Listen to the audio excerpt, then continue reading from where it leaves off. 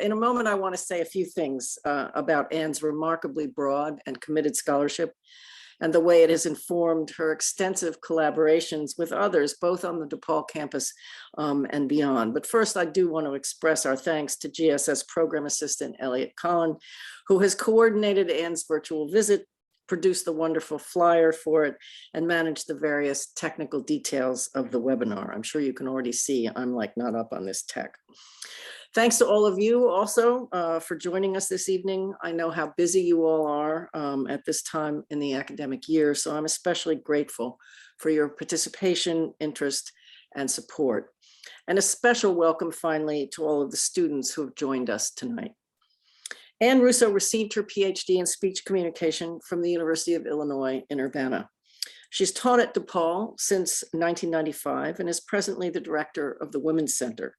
Previously, she served as the director of LGBTQ studies at DePaul and directed both the Women's and Gender Studies program, which is a department, and the Women's and Gender Studies graduate program.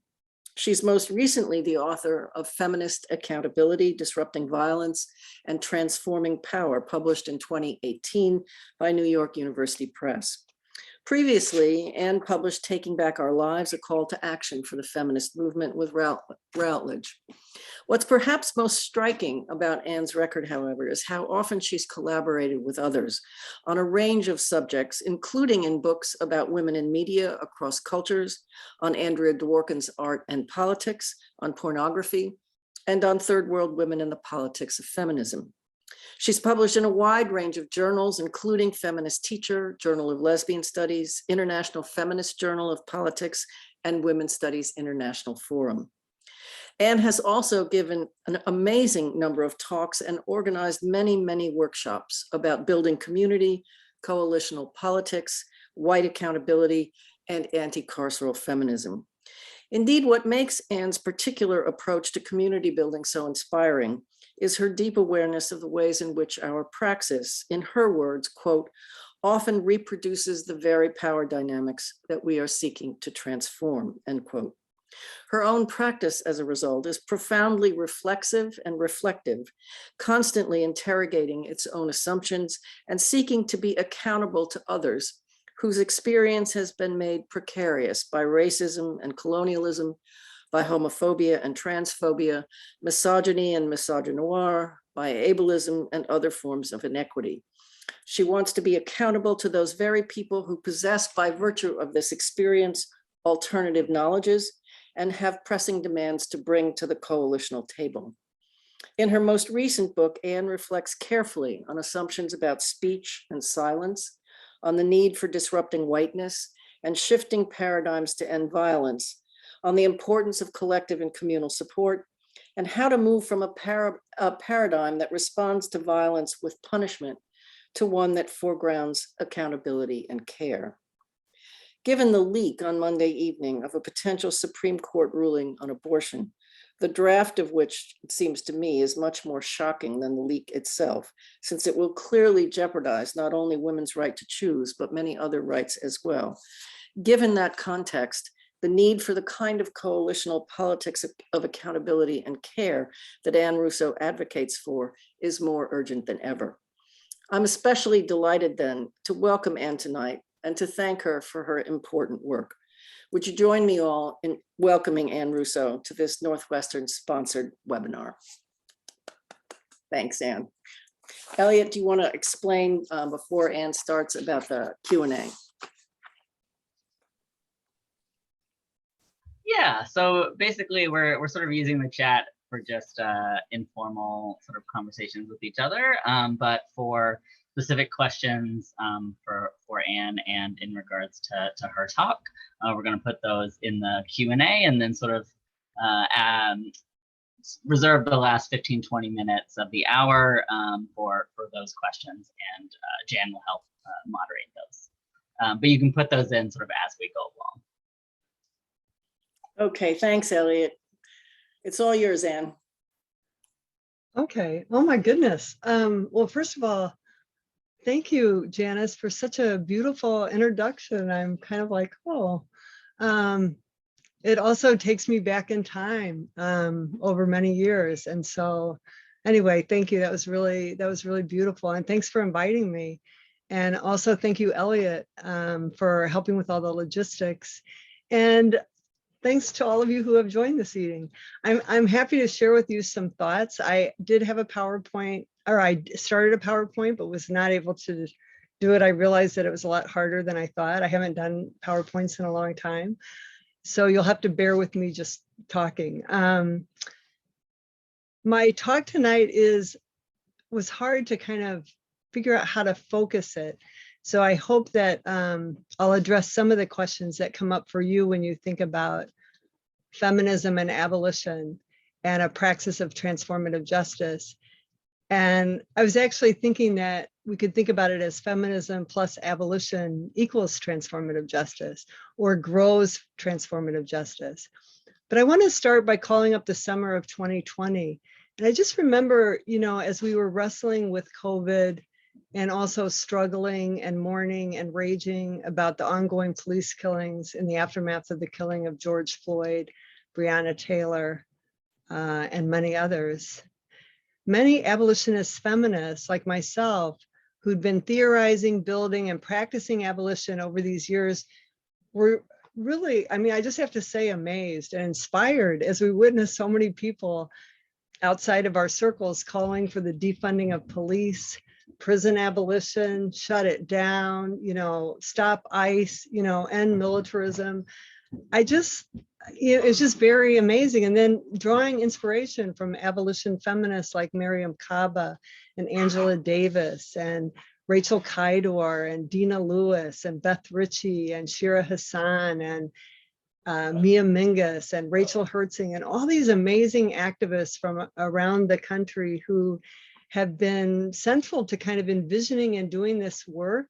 And as Mia Mingus always says, that it's kind of slow work. It's work in small groups. It's trying to really envision a different world and figure out the practices that could actually build it in ways that wouldn't reproduce the very problems that we were addressing. So there were articles and interviews in mainstream media, conversations in town halls and city councils. I mean, it was amazing. And it was incredible visionary energy. You know, it just seemed like at the same time that we were facing such painfulness, you know, out of that rose possibility and a more collective imagining of another way, and just radical refusal to accept the way things were. So I kind of want to reflect on that moment and come to some of the questions that were raised. I come into the conversation as a feminist and an abolitionist, even as these two approaches are often seen as opposing in goals and visions and practice. In fact, often people respond to abolitionist demands with the question of, what about the rapists? What about the pedophiles? What about the haters? Some insinuate that those of us who advocate for abolition, who are also feminists, are abandoning survivors of interpersonal and intimate violence. And yet I really think that, and I would argue that these questions have always been at the heart of abolition feminism rather than an afterthought. The recently published book, I hope you will go out and read it immediately if you haven't already, Abolition, Feminism Now, by Angela Davis, Gina Dentz, Erica Miners, and Beth Ritchie, offers an incredible genealogy of what they so aptly and powerfully call abolition feminism, a phrase that I'm really taking up and embracing.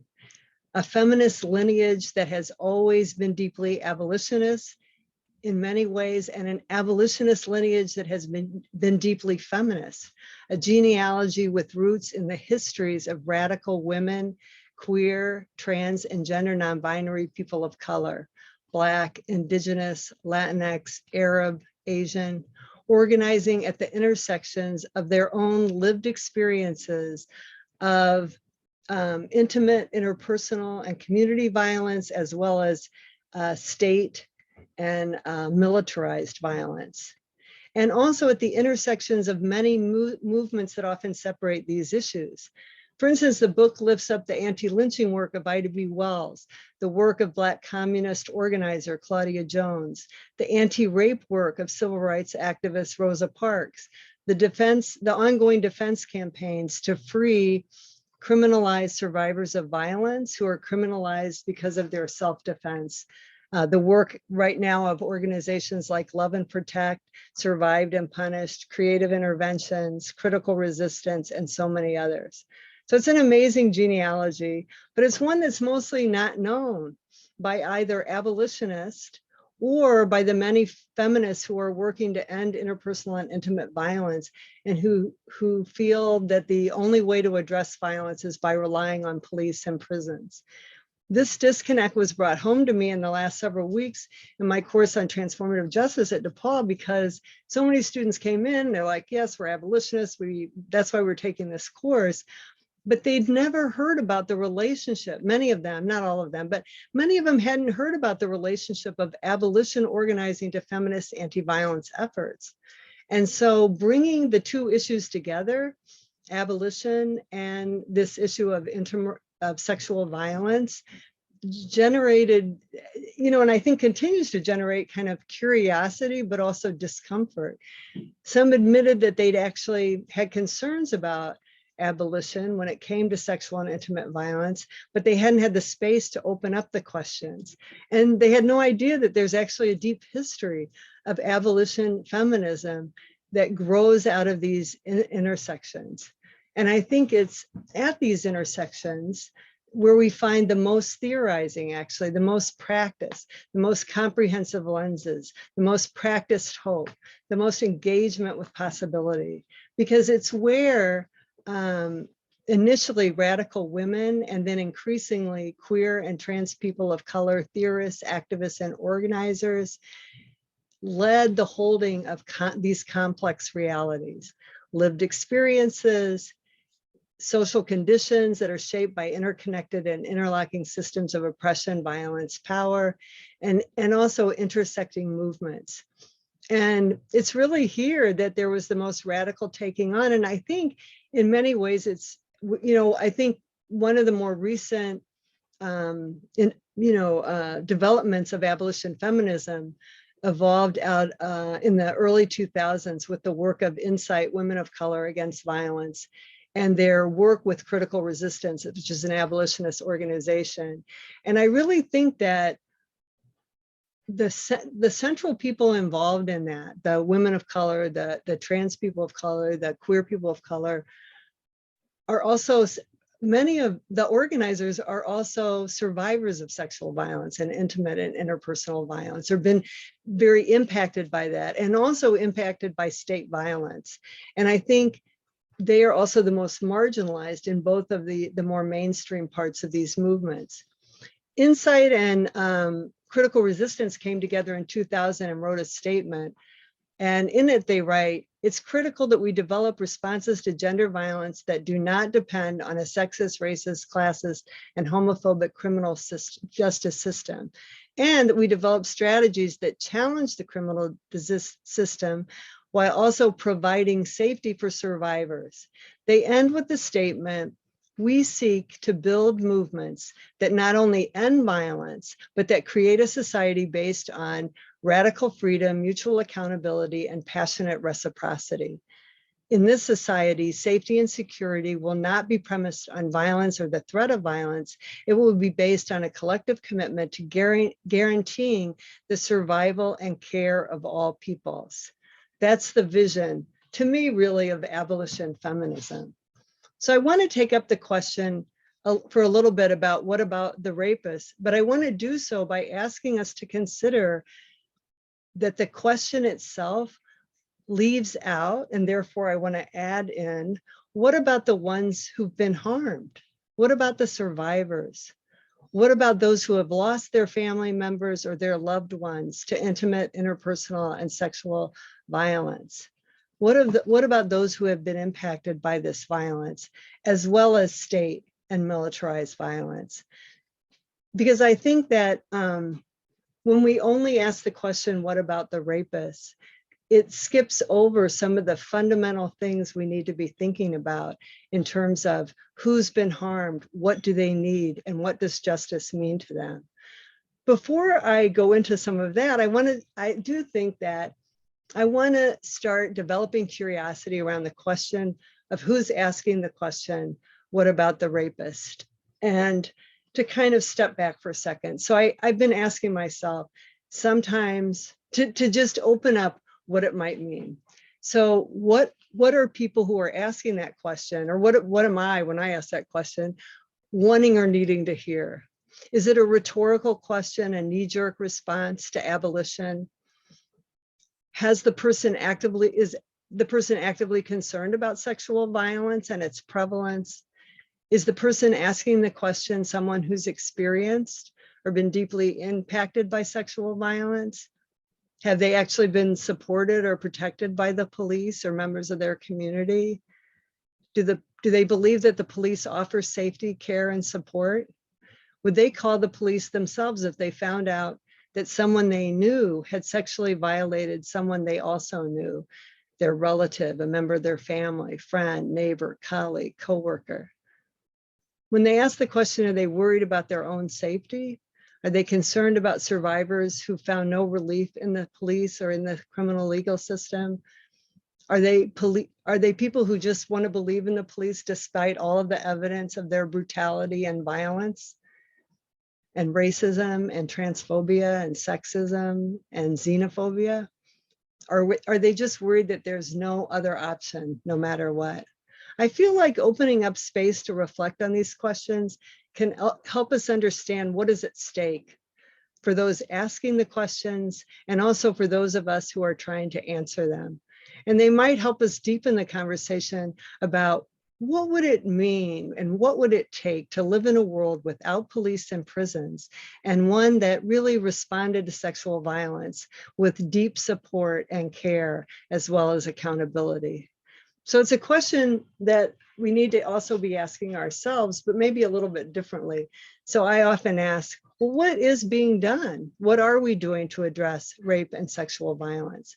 What's being done within the institutions we inhabit, the neighborhoods we live in, the social groups that create the fabric of our lives? What are we doing about people who cause sexual harm? Those we know, those we don't know. What are we doing about those who support those who've been harmed? Or what are we doing to support those who are harmed? What are we doing to deal with the many people who deny the harm or blame the person who was harmed? What are we doing to prevent further sexual harm? Like, these are fundamental questions that are at the heart of transformative justice, and I think are at the heart just of my own, I have to say, just my own work and my own work in community in dealing with the impacts and ongoing trauma, and as well as the resilience and resistance in response to pervasive sexual violence and other forms of violence. But you can see that I've begun to expand the question to ask about the realities that rape, sexual violence, child sexual abuse, intimate partner violence, interpersonal violence are widespread and ongoing. And so it's really asking us to explore in a bigger way the question of what are we in fact doing as a society or as an institution or as a family or as a community about this violence.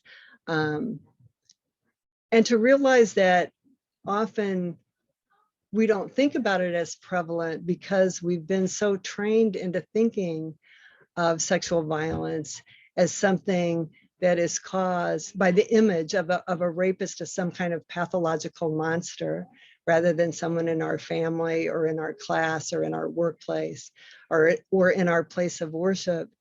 And we also have a very narrow image of an innocent white heterosexual middle and upper class victim constructed by a white supremacist heteropatriarchy, right? Whose innocence is dependent upon somebody, on this idea of the person who harms them as being someone who's outside of that community. So I think the racial and class and sexual dynamics and national dynamics of all that is that important to consider. Carceral logics foreclose all of these questions by making it seem as if prisons and police are the only and most effective answer. We say to survivors, go to the police, press charges, hold the rapists accountable for their harm, put them away, get them out of our sight. Or more than likely, survivors are told, well, it doesn't really sound like rape to me. It wasn't that bad. He or she wouldn't do that. You must have asked for it. It's better to just forget about it. Move on. Don't bother us with it. It wasn't that bad. It didn't happen. So the reality is that we're living in a context of minimization and denial, except for a very few number of cases. And many people don't go to the police, or when they go to the police, it always leads to little care or support. So I want to just talk just briefly about this idea of going to the police and kind of deconstructing what we think that means, or what people think that means. First of all, very few survivors go to the police. Then the numbers are like maybe 1 in 4, and I would imagine that it's bigger than that if you take into consideration all the people who've been impacted by all different ways of being sexually violated. 1 in 10 make it to court, and even fewer end up with a felony conviction. As journalist Angel Parker reports, only about 6% of rapists will ever serve a single day in jail, and only about 0.7% of rapes end in felony conviction. For those who go through the process, they refer to it as many refer to it in the literature as a second rape. The system stacked against them, their cases are hampered by constant court delays, prejudiced attitudes around what a perfect victim is, etc. Many don't go to report to the police because they don't trust them. They worry they won't be believed, or they've been racially profiled and targeted by the police. They've experienced sexual, racial, and gender harassment and abuse by the police. And these are well-founded. I didn't realize this, but until recently, but I found out that it was common policy and practice for police in Chicago, calls by emergency rooms to talk with rape victims, to get their name and then look to see if they had any arrest warrants out on the victim of rape who's just come to the hospital. And then they would proceed to arrest those with warrants. And a lot of the warrants were for unpaid parking tickets or shoplifting or failure to appear in court. I thought that was really intense. Another ground for distrust is that sexual misconduct is the second most reported complaint against police officers, preceded by the use of excessive force. So I think there's many reasons people don't report to the police. Many people experience and have a fear of experience of the police minimizing and disregarding their cases, especially if one's case doesn't fit their race and class-based assumptions about innocent victims and pathological liars.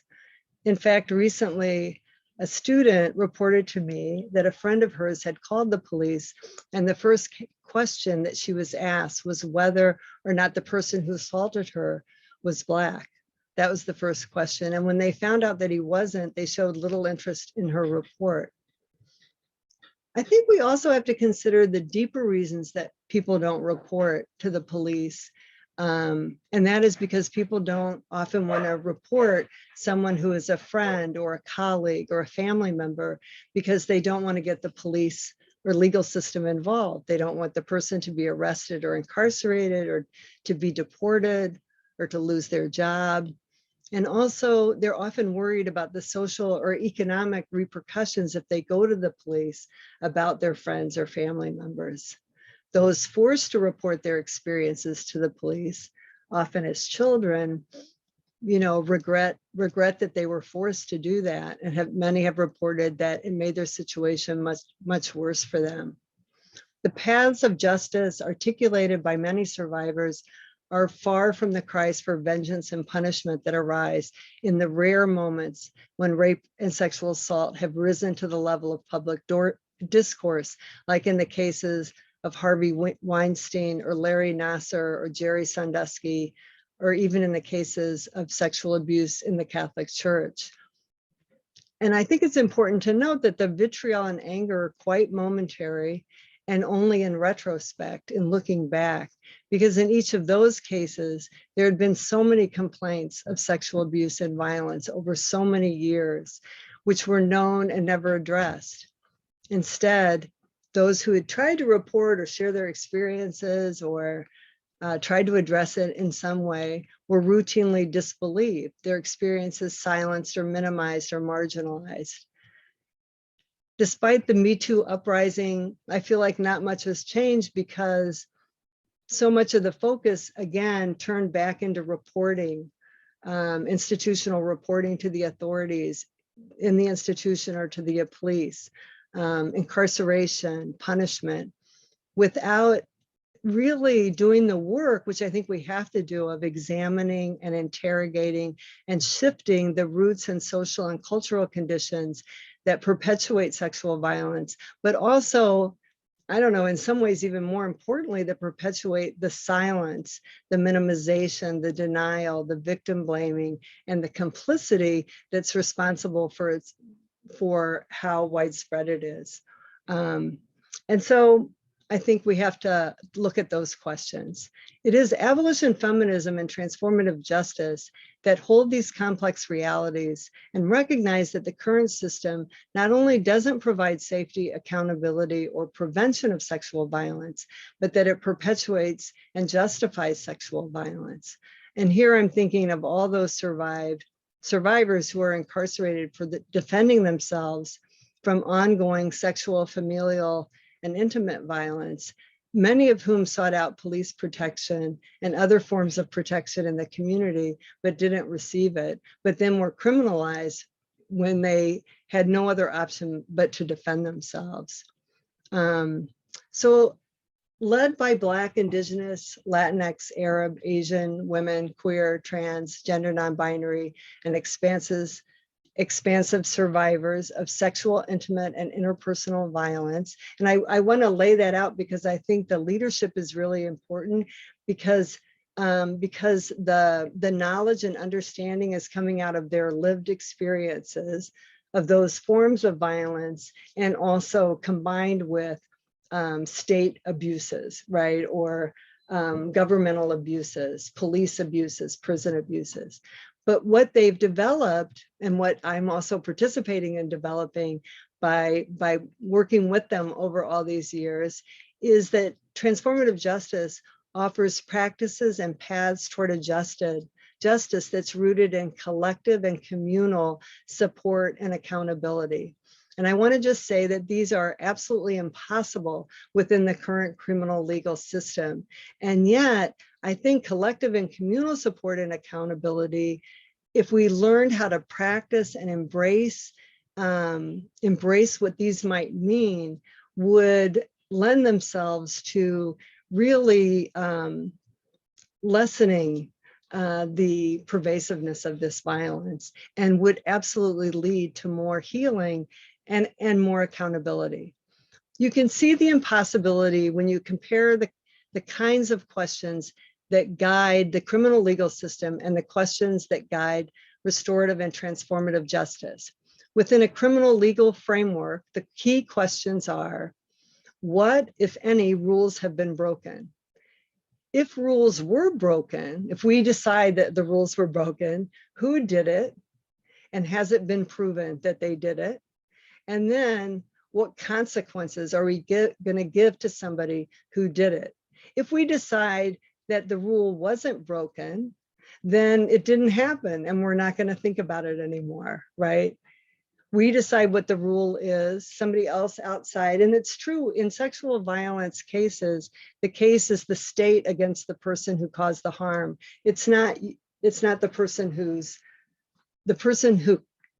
is harmed is not at the center of it. It's the state versus the person. So I think that's important. It's very rule given. Whereas in restorative justice and transformative justice takes from this, ask the question, who has been harmed? What do they need? and who is responsible. So who has been harmed? What do they need? And who is responsible? And then from there, how can we create accountability? How can we create safety, healing, and agency for those to whom violence has been done? How can we cultivate those who have caused the harm to take accountability and make the changes to prevent future harm? And how can we make it so that members of our community take responsibility and responsibility and accountability in shifting the conditions of harm? And finally, transformative justice asks us, how can people work to transform the community and the social conditions that create and perpetuate violence?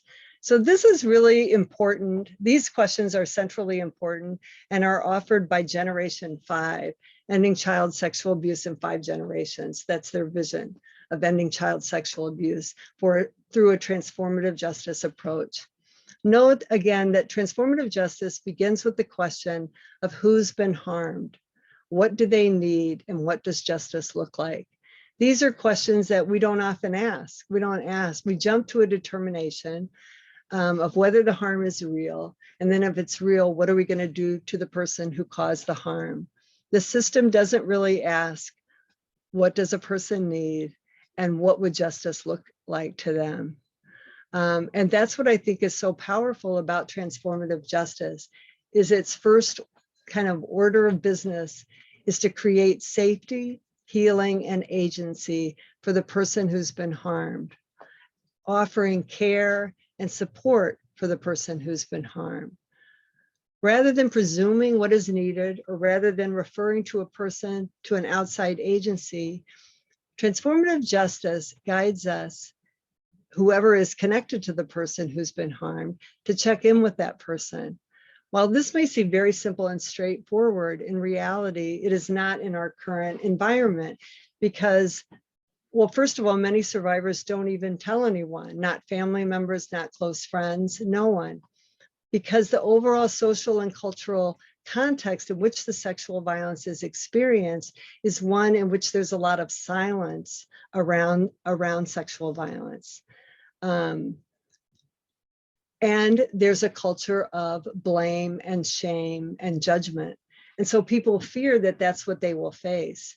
They fear that they will not be believed or understood, or that the burden will be too much for the other person, or that the person will seek revenge and make matters worse.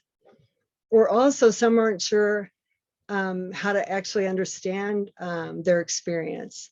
I know myself, I was often confused, distraught, especially because the people who caused me harm in my life were people that I also knew and cared about and were part of my family and my friendship community.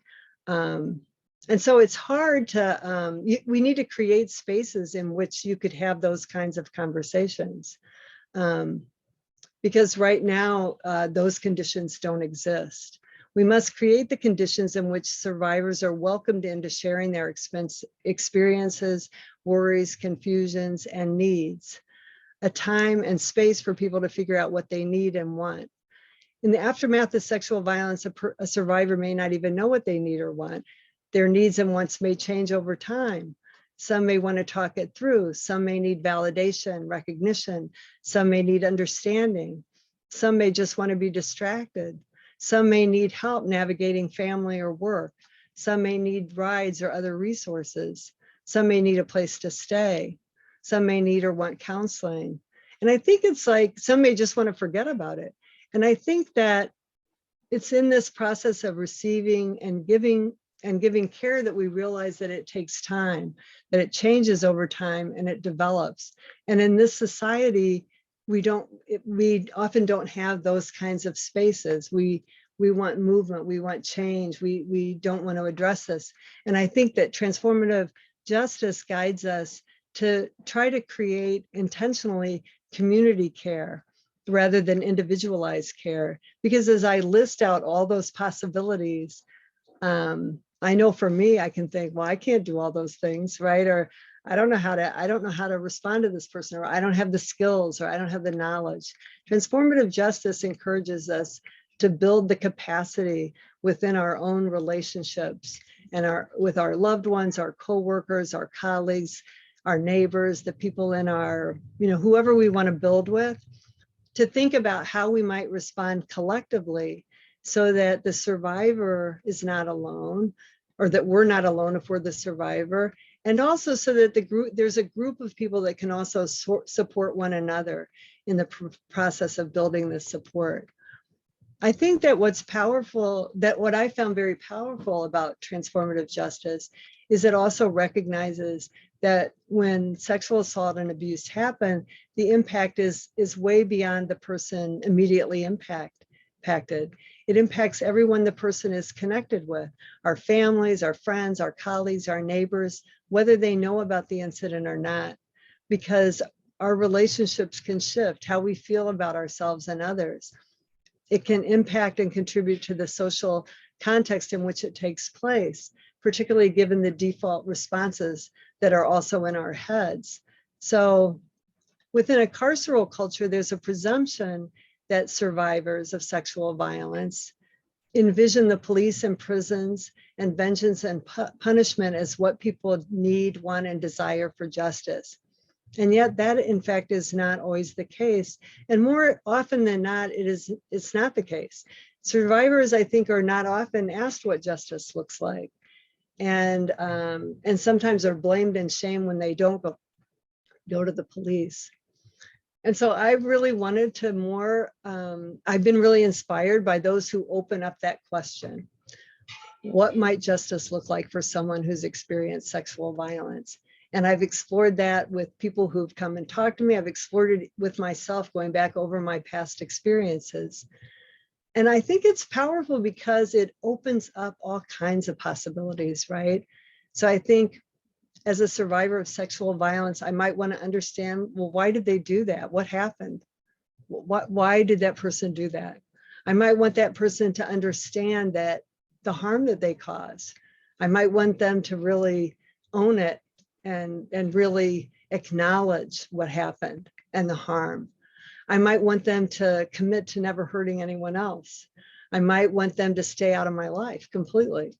I might want them to offer a public apology. I might want them to deal with the underlying issues that led them to cause the harm that they caused. I also might want to heal and be able to move on. I might want to feel supported by my community that turned their back on me. I might think of justice as just being able to talk about it with my family and friends and be believed and supported. It's powerful when you start asking, what would justice look like? And some of us, yes, if they're in touch with their own deep anger, hurt, and rage, and I've been there, might feel like, yeah, I want them dead, or I want them put away. I want them to feel the pain I felt. I must say that this is something that many people might feel at some point in time in their experience, and also that many people don't stay there, and I think because at the end of the day, people want to heal, they want to mend, they want to create understanding and be able to move on. Transformative justice rests on a distinction between accountability and punishment, rather than conceiving them as one and the same. When we think about punishment, the things that come to mind are this idea of an eye for an eye, a desire for vengeance and righteous cruelty, the desire to inflict pain. What punishment does not allow is space for reflection about one's actions and impacts. There's no space or support to build critical self-awareness and responsibility. There's no space to make amends. There's no space for real apology. There's no space to meet the needs of the person they harmed. This is exactly what transformative justice offers. It offers the possibility of accountability that would be an active process of reckoning and taking responsibility for one's actions and their impact. As Boyce Watson writes, genuine accountability is active, not passive. It's something we do, not something that's done to us. In transformative justice work, we shift from the idea that we're going to hold someone accountable to make them accountable, to saying that we're going to support someone toward taking accountability. And there's very little space in this culture to really think about. Most of us flee from accountability, right? We don't want to admit that we've harmed somebody. It's a culture of evasion and refusal because it's so tied up with guilt and shame and blame. And I think that taking accountability, if we practice that, if we learned what that meant, it could offer those of us who have harmed the chance to take action toward transforming the harm. It frees you up to acknowledge and take responsibility for what happened, to take responsibility for respecting the needs and desires of the person harmed, and for changing one's life, right? Part of the work is that also is the recognition that harm is rooted not just in the personal conditions of someone's life, but the social conditions of one's life. This is hard and yet necessary work. As Adrienne Marie Brown writes, to transform the conditions of wrongdoing, we have to ask ourselves and each other the question, why? Why is often the game-changing, possibility-opening question. Why can lead to grief, abuse, trauma, mental illness. It doesn't mean we don't support ourselves to take accountability, but it does carve a more holistic path for someone to be able to face the harm that they've done. I would say that from my experience, my own experience of sexual violence and different forms of violence, and those of so many hundreds of others, I don't know, many years of doing this work, accountability is much more in line with what so many survivors want and need. Support and accountability. An accountability that's active, provides understanding and recognition and more. And then finally, I see that I'm really out of time here. I just want to say that transformative justice centers not only individual accountability, but institutional accountability. It's rooted in an understanding that sexual abuse and violence are social issues with roots in oppression and power, rather than an individual personality or individual problem. So rather than individual psychopathology, it's more pervasive. And that's powerful because then we have to ask, what are all the norms and practices in an institution that make it so that people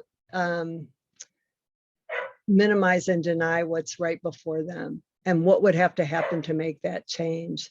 And I just want to end, I'm going to skip through some things that Alexis Pauline Gumbs wrote this powerful poem called Wishful Thinking.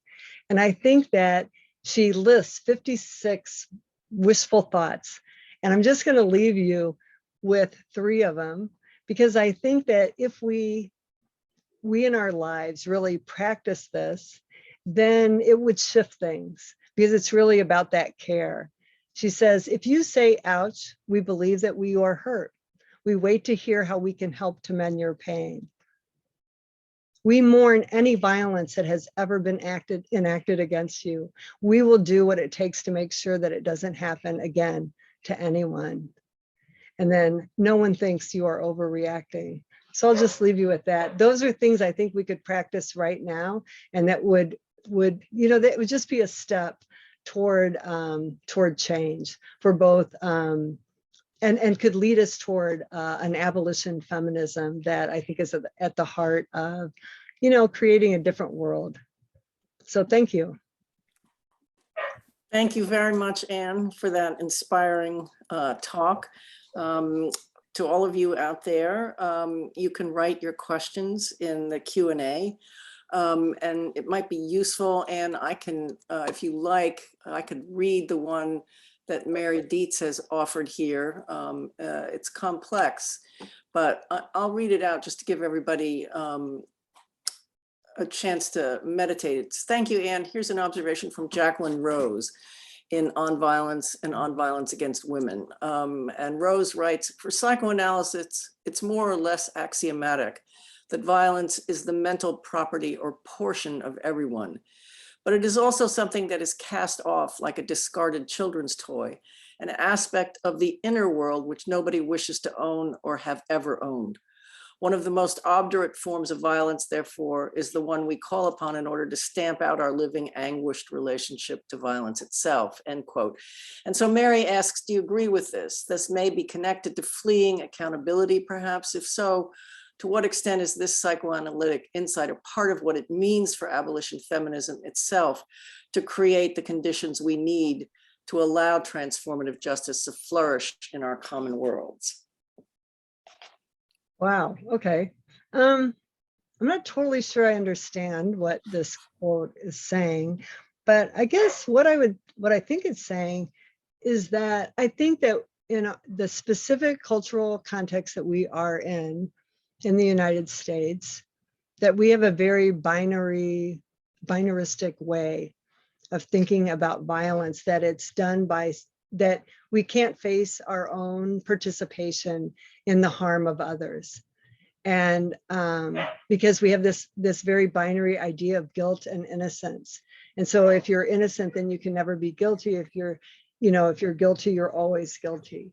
So if you are, and I mean, I could really see that in many of the ways that the feminists work against violence often had this really strict idea of who's a batterer or who's a rapist and who's the victim. And that those two groups could never be the same. Like for instance, and I think that is culturally produced, that's socially produced, that idea. And that is a major barrier to really shifting the conditions of the kinds of violence we're facing. So for instance, transformative justice and abolitionists that I've worked with, we always say we are both harmers and we have harmed. And it's really, to me, it's linked to the anti-racist work, right? We can be both, we have caused harm and we've also experienced harm. We can be both oppressed and oppressor. And I think if you really accept that and really start reflecting on the harms you've enacted yourself, it changes your relationship to what you think should be done about harm. And I'll take one more minute. I learned this great exercise through the Community Justice for Youth. It's a restorative justice practice where they have a group meet in pairs and talk about a time you were harmed and a time that you did the harm. And you meet in pairs and you talk about the experience. Then you share on a whiteboard or whatever, the feelings when you were harmed and the feelings when you were the harmer, what you needed when you were harmed and what you needed when you did the harm. And what you find is the lists have a lot of overlap. And it creates a kind of understanding and recognition that number one, it doesn't make sense to divide us up as either you're always on this side or you're always on that side. It makes you realize we're all implicated in this. But it also makes you approach harmers really differently when you really recognize that you've also done harm. Do you see what I mean? So I don't know if that answers your question, but that's what I came up with. All right, I'll trust Mary if she wants to pursue it to say so. She says, thank you, Anne. Jelana and team has also written out a question saying, happy to see you again. I'm wondering if you can use your comments and your premises to go to current moments issues. What's your direct idea for abolition, feminism, and Me Too? And what are your immediate ideas about the Supreme Court leak and the future conditions of Roe v. Wade? We are harmers and we are harmed, but how do we navigate this line when it comes to what to do in these next few months? There you go, there's a question. Yeah, I don't know. I feel overwhelmed myself. I think in terms of Me Too, I think I kind of said it. I mean, I think Me Too kept the discussion really at a kind of an individualistic level. I don't think there was calls for, I think the Me Too that was created by Tarana Burke, Black feminist, anti-violence organizer and visionary, like her idea of Me Too was like, me too, like, let's connect with each other. Me too, let's build a community of care and love. Me Too that came out on social media that was orchestrated in part by, you know, much more privileged women, white women, and celebrities, was kind of like, me too, like, I just need to talk about my experience. The goal wasn't to create a collective or a community. And then the solutions then became very individualistic about, you know, we just need better reporting structures, or we need to get this person incarcerated. So I think that abolition feminism looks to create more of that community of care. And then also to ask people, like, what do you, like, I do support circles with survivors of sexual violence. We ask a couple questions. We ask, what did you need then? And what do you need now? If you ask that question, it's not like, do you want your 3 options of what to do? It's like, what do you need? You know, and now, and what do you need? You know, what did you need then? And how can we build that for one another? I think that takes us to a different place. And I don't know, my immediate ideas to the Supreme Court League, and if you, I don't know, but I think one thing, if I guess I think about what's going to happen with Roe v. Wade. I don't know. I find it scary, but I also think that one of the problems with Roe v. Wade is it too was really lodged as a very individual issue rather than a social and community issue. And so I think we need to think about how do we create community around reproductive justice, and how can we build the skills and practices to navigate these times together. And that might include thinking about Jane, you know, the underground collective that really tried to meet the needs of people who needed abortions in the 1960s and early 70s. So I think thinking more collectively.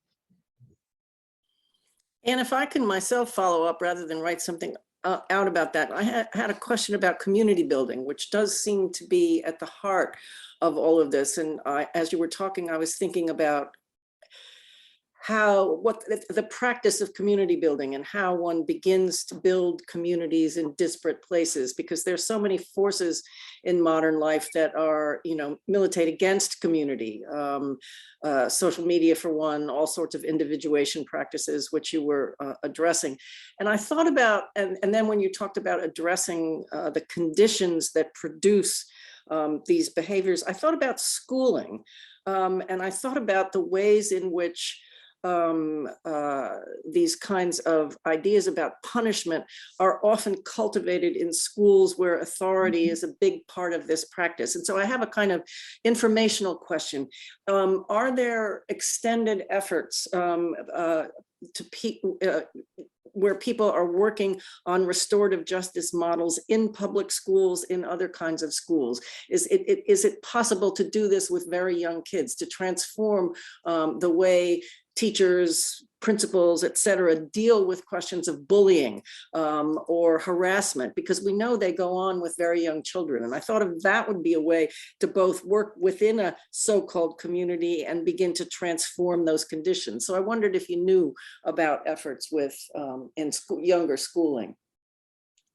Yeah, I mean, I think that restorative justice has been embraced, but the problem is that it's been embraced in a way. I mean, the schools are so underfunded and there's so little infrastructural support for a real restorative justice program to be developed.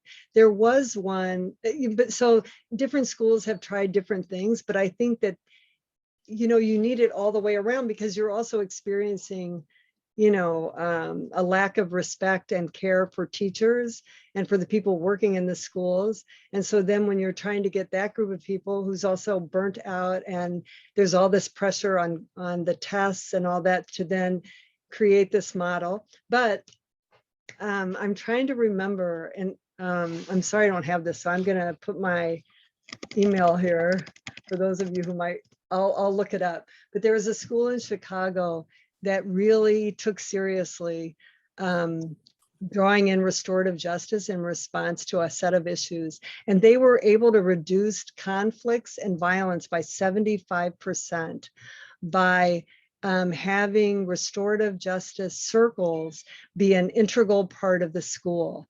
And buy-in by the teachers and the principals and all who work there of this practice, like looking to the practice, and rather than escalating the conflicts or kicking people out or disposing of people.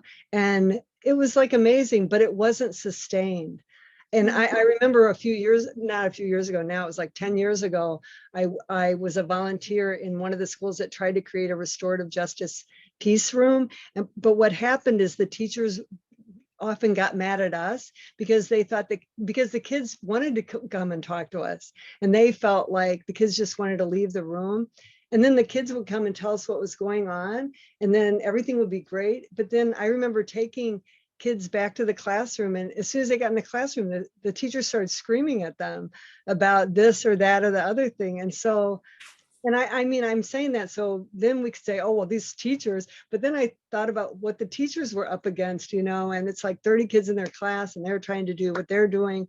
And there's also all this pressure that they just have to get a certain test score in order to be, the school was also being threatened with being shut down. So, I mean, it was all these different things. So, so I think it does work when there's an understanding of what it is, and that it's a restorative approach to the whole, that's integrated into the culture of the whole school.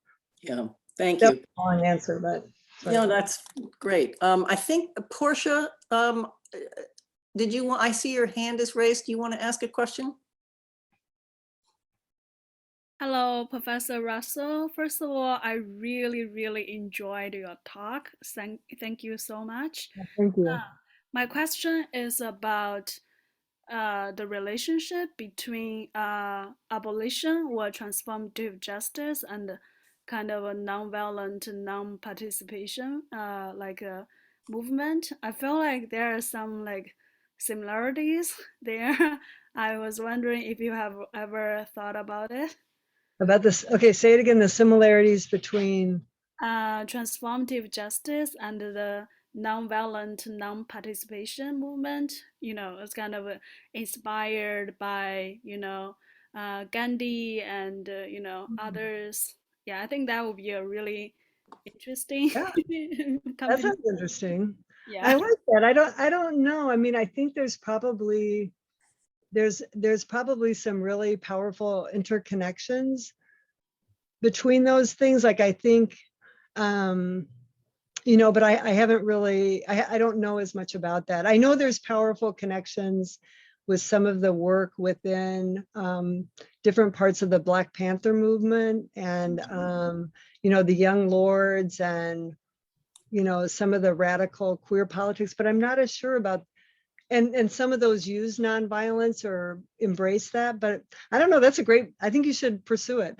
That would be a great thing to pursue and look into, because I do think that there is more interconnectedness between these different movements, that would be worth like exploring and analyzing. Thank you. Yeah.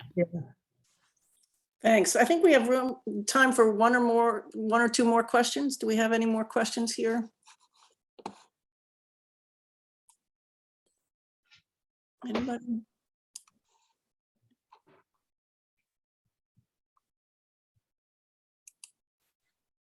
Well, I think not, but there are many expressions of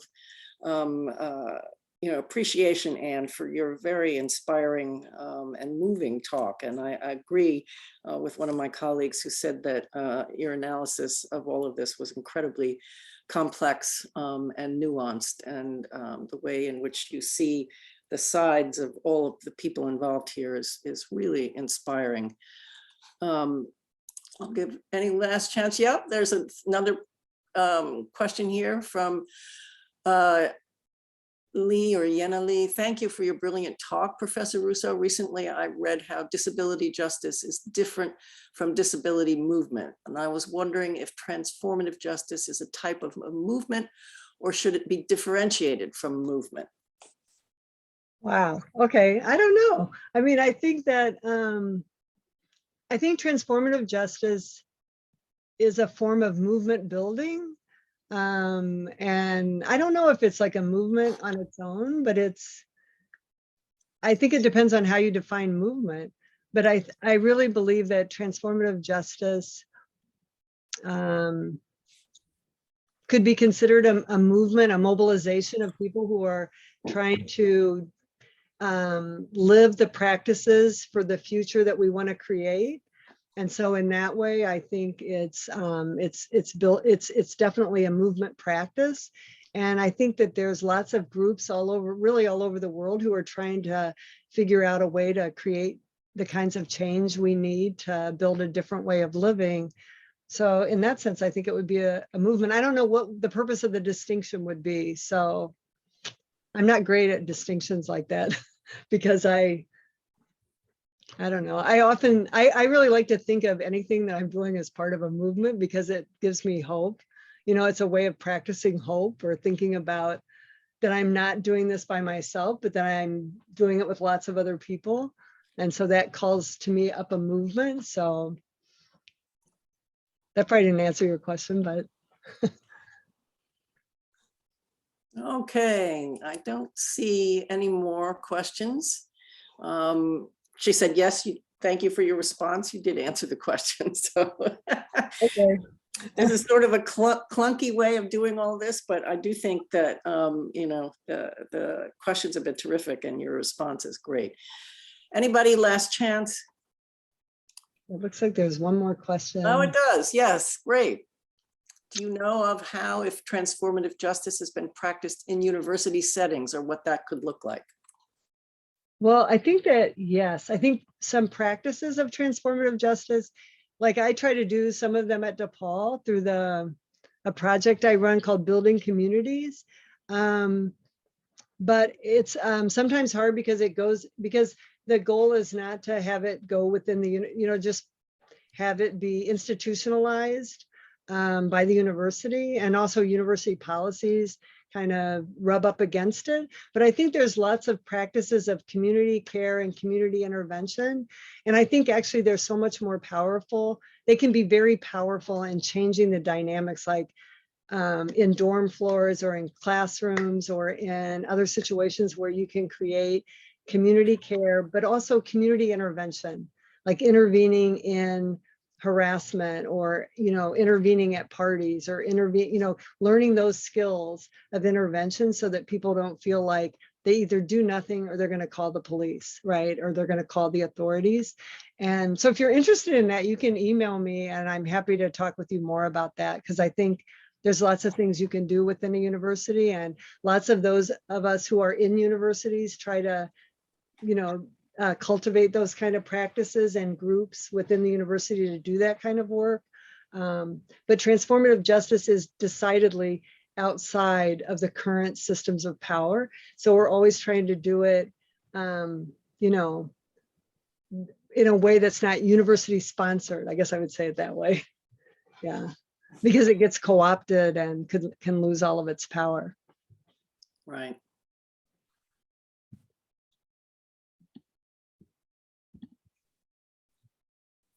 Okay, good. Yeah.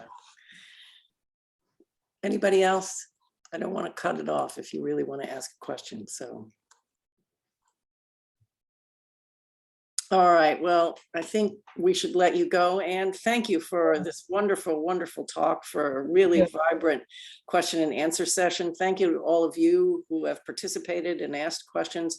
I hope that we will continue this conversation in future. Thanks so much for joining us, Ann. And thank you for your work. Thank you. Bye, everyone.